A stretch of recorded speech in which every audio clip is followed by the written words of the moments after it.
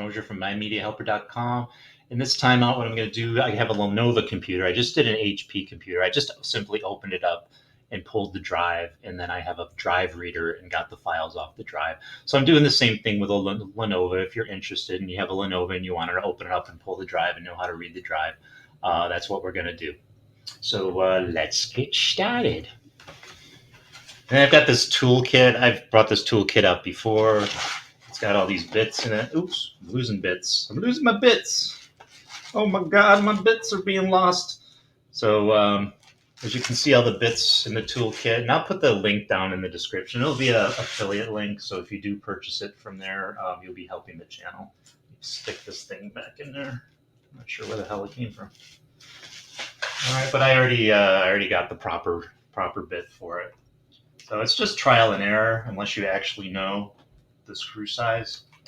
So what I'm going to do is just unscrew all these, and then we'll open it up and see what we got. So I think I got all these screws. I wouldn't recommend doing this on a bed, but it's all I have. I'm just in a small room. So you can pull the drive. It's just a regular CD drive. And then I think we got everything. Let's see here. There we go. I mean, if you're going to close it, if you're going to fix something inside, be careful what you're doing. I don't care if I break it. All right, there's some tabs here. You just be careful in there, because this is junk. It's had its time. It's had its time in the sun, so to speak. All right, so here's the drive. What is that? Is that? That can't be RAM. Is that RAM? That's too small. All right, let's take the drive out, which isn't a problem. All right, that was easy. Got some cushy stuff here. And then, like, if you want to change the drive, put the drive back on, obviously, and put the cover back on. I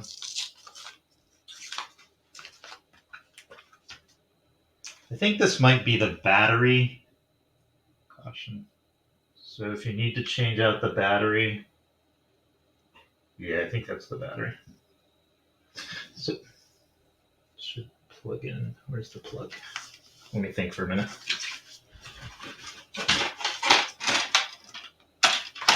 Yep.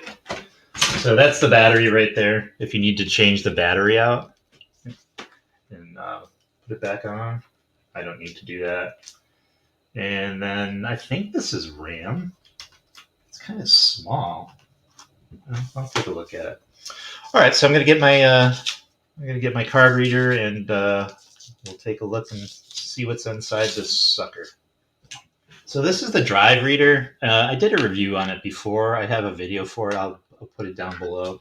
So it's got different slots depending on the different drives that you have. And then it just goes USB, and then I have to plug it in. It goes USB to your computer, and then you plug it in, and then you have to find the proper side. Let me get this crap off of here. Just kind of get the proper side of it. I think it's this side right here. I don't know if it's backwards. Is it backwards? There we go. All right. So plug it into the USB. If I have an open USB, I think I have one right here. And I gotta find a plug. Cords all over the freaking place here. All right. Plug it in.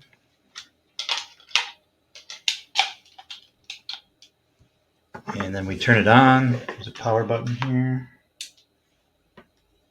And I hear. All right, let's see what's on this thing. Oops, don't drop it on the floor. That's probably not good.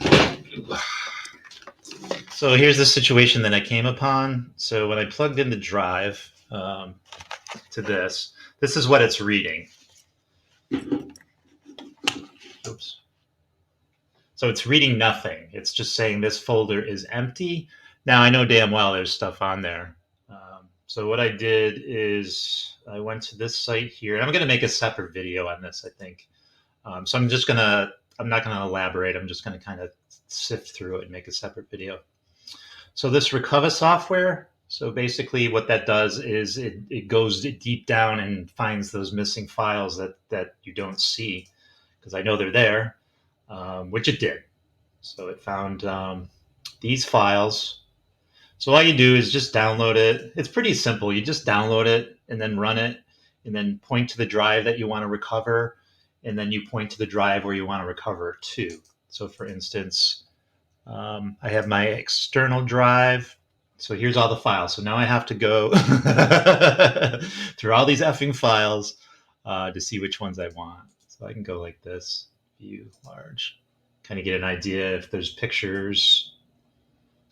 A lot of this stuff I won't need. I just want pictures and video is basically what I'm looking for. So there's a whole plethora of stuff I need to go through. So let me just throw that out there because I do have a few minutes. I like to do 10 minutes just to monetize the video. So if you have a disk, a corrupted disk, a disk that doesn't show any files in it, and you know that there's files in it, if you've deleted something from your hard drive, just because you delete something from your hard drive, that doesn't mean it's gone. It's still there. The only time it's gone is when it's written over, then it's completely gone. But if you delete something and delete the bin, the garbage bin, and you haven't necessarily loaded up much stuff or anything, and you're saying, oh shit, I needed that file, you can get this recovery. You can do the same thing, and it's more than likely, if it's your main computer, it's going to be your C drive, and you can scan your C drive and look for the files that have been deleted. So they're not gone until they're overwritten. And like I said, if you have a folder like I did here, it said there's nothing in there, and you know there's something in there, then again, you can download this program, and it will do the trick. It did great. It's a free program. I'm sure you can make upgrades, but it didn't ask me to do upgrades or anything. So I think that's about it, guys and gals. I appreciate you as always. If you could please subscribe, that would be awesome. And please like this video. A little monkey wrench in this one. I didn't expect for the drive not to read anything. Please share if you could, and then hit the bell for updates. And I'll probably put something on the end of this to make it 10 minutes. And then I'll talk to you next time. Bye. Remember thinking? Not the impulse-following, quick-swiping, multitasking thing we do these days. We're talking real thinking. Putting your feet up, staring into space, Bach lighting up your neurons, making new connections. We're talking goosebumps. Sure, there have been obstacles, distractions, but for the last 30 years, Lenovo has empowered the world with ThinkPad technology to do smarter, future-forward thinking. I mean, they even put think in their name. So for the next 30 years, we lean into the shared belief that everyone's born a blank canvas for brilliant ideas. So let's bring back the kind of collaborative thinking that breaks molds, the kind of vision that moves the needle, the ahas that you only find in unexpected places, and the bold breakthrough thinking that makes people say, oh wow, I wish I thought of that. Think on the shape of what's next. Think on what the office of the future could be, and think on what the world could be in the next 30 years. However you do it, wherever you do it, let's do what we were born to do. Think on.